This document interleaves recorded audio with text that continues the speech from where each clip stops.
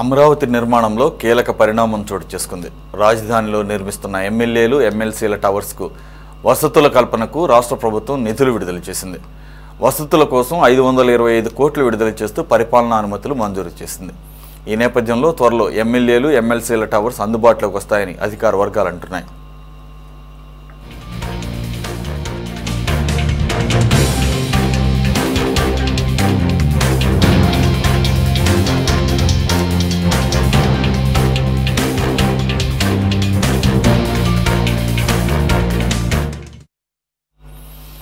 రాజధాని అమరావతిలో ప్రభుత్వం తలపెట్టిన పనులు ఒక్కొక్కటిగా పూర్తవుతున్నాయి. వైసీపీ అధికారంలోకి రాకముందే ఎమ్మెల్యే, ఎమ్మెల్సీ టవర్ల నిర్మాణం దాదాపు 80% పూర్తయ్యాయి.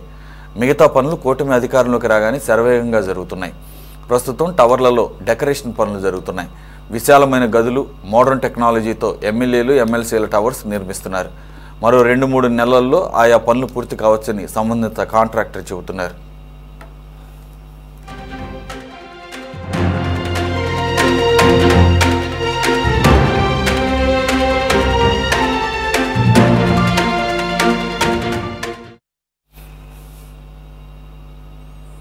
మరిన్ని వివరాలు మా కరెస్పాండెంట్ రామకృష్ణ అందిస్తారు.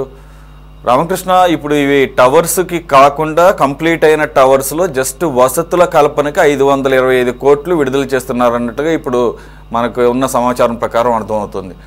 525 కోట్ల రూపాయలు ఓన్లీ ఫెసిలిటీస్ కోసం కేటాయించడం కరెక్టే అంటే లైక్ ఇంతకుముందు ఆ రకంగా జరిగింది? ఇంతకుముందు జరిగి ఉంటే కనుక అప్పట్లో ఎంత కేటాయించారు, ఇప్పుడు ఈ స్థాయిలో కేటాయించడం వలన ఏ వసతులు ఎక్స్ట్రా వచ్చే అవకాశం ఉంది? 2, అధునాతన టెక్నాలజీ అంటున్నారు. ముందు అసలు ఎమ్మెల్యేలకు, ఎమ్మెల్సీలకు అంత అధునాతన టెక్నాలజీ యూజ్ చేసేటటువంటి ఆ పరిజ్ఞానం వాళ్ళకు ఉండాలి కదా. 3, మొత్తం కలిపి ఎమ్మెల్యేలు, ఎమ్మెల్సీలు కలిపి మొత్తం కౌంట్ వేసుకుంటే 350 మందికి మించరు. 350 లేదంటే 400 లోపు. మరి ఈ స్థాయిలో పరిపాలన వసతులకు 525 కోట్లు ఎలా చూడాలి? సురేష్, అమరావతి నిర్మాణానికి సంబంధించి ఇప్పటికే చాలా పనులకు సంబంధించి కూడా నిధులు అందుబాటులో ఉండటంతో పనులన్నీ కూడా శరవేగంగా కొనసాగుతా ఉన్నాయి. 2014 నుంచి 19 వరకు కూడా ఈ ఎమ్మెల్సీకి సంబంధించినటువంటి, ఎమ్మెల్యేలకు సంబంధించినటువంటి టవర్స్ ఏవైతే ఉన్నాయో వాటి నిర్మాణం అంతా కూడా పూర్తయింది.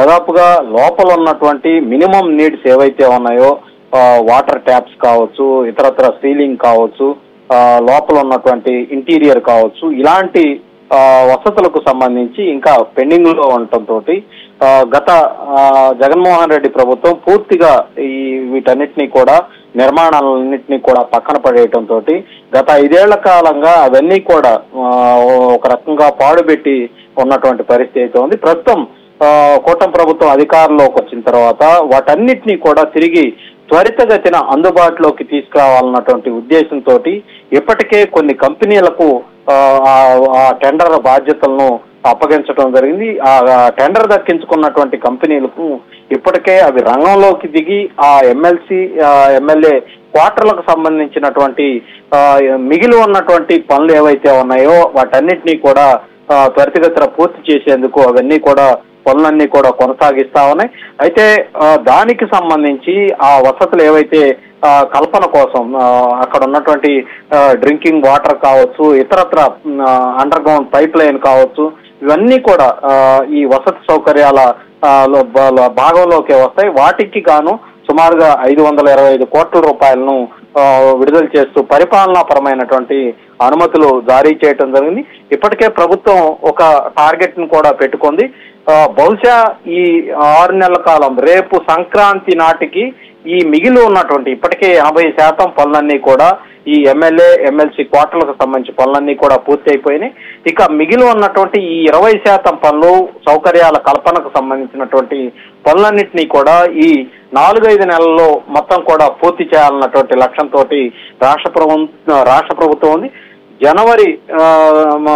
జనవరిలో కావచ్చు, లేదంటే ఫిబ్రవరిలో వీటన్నిటిని కూడా పూర్తి స్థాయిలో అందుబాటులోకి తీసుకొచ్చి ఎమ్మెల్యే, ఎమ్మెల్సీలకు వాటన్నిటినీ కూడా అలాట్ చేయాలన్నటువంటి ఆలోచనతో కూడా ఉంది. అదే క్రమంలో అధికారులు ఎవరైతే ఉన్నారో, ఐఏఎస్లు కావచ్చు, ఇతర ప్రభుత్వ ఉద్యోగులకు సంబంధించినటువంటి టవర్స్ కూడా వాటి పనులు కూడా మిగిలి ఉన్న పనులు ఏవైతే ఉన్నాయో వాటిని కూడా త్వరితగతిన పూర్తి చేయాలన్నటువంటి ఆలోచనతో ఉన్నారు. బహుశా వచ్చే సంవత్సరం, ఎందుకంటే ఈ సంవత్సరానికి సంబంధించి ఇప్పటికే ఏదైతే 5 రోజుల వర్కింగ్ డేకి సంబంధించినటువంటి జీవోను కూడా ఇప్పటికే కొద్ది రోజుల క్రితం దాన్ని పొడిగించడం జరిగింది. చాలా మంది ఉద్యోగులు కూడా అటు హైదరాబాద్ లో శుక్రవారం సాయంత్రానికి వాళ్ళు హైదరాబాద్ వెళ్లిపోయి తిరిగి సోమవారం విధుల్లోకి వస్తా ఉన్నారు. 5 days వర్కింగ్ మాత్రమే ఉంది. అయితే ఇవన్నీ కూడా త్వరితగతిన అందుబాటులోకి గనక తీసుకొచ్చే పరిస్థితి అయితే పూర్తిగా 6 రోజుల వర్కింగ్ డేకి రాష్ట్ర ప్రభుత్వం ఆదేశాలు జారీ చేసే అవకాశం ఉంది. ప్రభుత్వ ఉద్యోగులకు, ఐఏఎస్లకు కావచ్చు, ఇతర అధికారులందరికీ కూడా ఈ క్వార్టర్లని అందుబాటులోకి తీసుకురావటం ద్వారా, వాటిని అలాట్ చేయటం ద్వారా ఇక్కడి నుంచే పూర్తి స్థాయిలో వాళ్ళంతా కూడా హైదరాబాద్ వెళ్లే పని లేకుండా వాళ్ళందరికీ కూడా నివాస సౌకర్యాన్ని కల్పించాలన్నటువంటి ఒక ఉద్దేశంతో శరవేగంగా వీటన్నిటిని కూడా పూర్తి చేయాలన్నటువంటి లక్ష్యంతో ముందుకైతే కొనసాగుతా ఉన్నారు. అయితే వీళ్ళకు సంబంధించినటువంటి, ఎందుకంటే ఒక ప్రజాప్రతికి తగ్గట్టుగానే వాళ్లకు సౌకర్యాలు ఇస్తున్నటువంటి పరిస్థితి అయితే ఉంది. ఎందుకంటే అక్కడ టవర్ల నిర్మాణం కావచ్చు, లోపల అత్యాధునికమైనటువంటి సాంకేతిక పరిజ్ఞానాన్ని ఉపయోగిస్తా ఉన్నారు. గదుల్లో విశాలమైనటువంటి గదులతో పాటు మోడర్న్ టెక్నాలజీని కూడా వాళ్ళకి అందుబాటులోకి తీసుకొచ్చే విధంగా అక్కడ ఏర్పాట్లు అయితే జరుగుతూ ఉన్నాయి. మరో ఈ వాళ్ళు అనుకున్నట్టు గనక జరిగితే బహుశా ఒక 4-5 నెలలు పట్టే అవకాశం అయితే ఉంది. ఎందుకంటే వాటర్ ఫెసిలిటీ అనేది కొంత కీలకమైనటువంటి అంశం కాబట్టి పైప్ లైన్లు కావచ్చు, ఇతరత్ర అంశాలన్నీ కూడా వాటన్నింటినీ కూడా త్వరితగతిన పూర్తి చేసి వాటిని అందుబాటులోకి తీసుకురావాలన్నటువంటి ఆలోచనతో ఉన్నారు. ఎందుకంటే కీలకమైనటువంటి ఎమ్మెల్యే, ఎమ్మెల్సీలకు సంబంధించినటువంటి వాళ్ళు ప్రజాప్రతినిధులు కావచ్చు, కాబట్టి వాళ్ళకు అవసరమైనటువంటి సదుపాయాలన్నీ కల్పించాల్సినటువంటి బాధ్యత కూడా ప్రభుత్వం పైనే ఉంది.